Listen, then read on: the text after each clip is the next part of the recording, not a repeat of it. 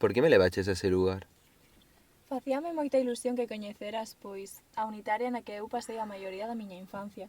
Ti pensa que, ao final, foi un lugar moi especial para min e que recibín moitas cousas importantes de convivir cos meus compañeiros. Pero, como vai a vivir a profesora aí? Non ten sentido que estea dando clase na súa casa.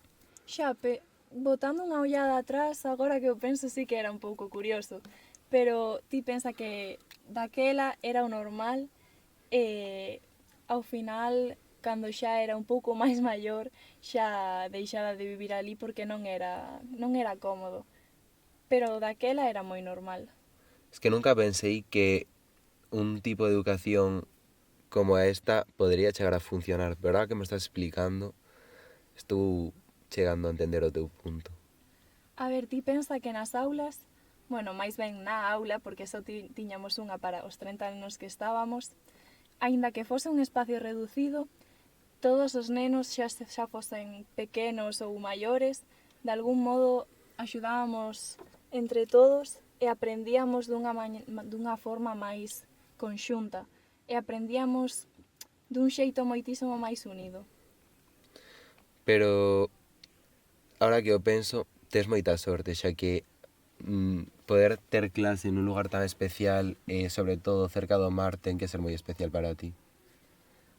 Sin duda, o que máis disfrutaba eu era o recreo e poder sair, estar no parque, e o mar era unha parte tan fundamental para min que eu sempre valorei moitísimo dende que era pequena e agora mesmo, sempre que o penso, o valoro moitísimo, xa que todos os meus amigos de agora, a maioría, son da unitaria e sempre tivemos todos unha conexión moi importante co mar e con esa praia, xa que era un lugar moi único e moi fermoso no que dar clase, no que aprender todos xuntos.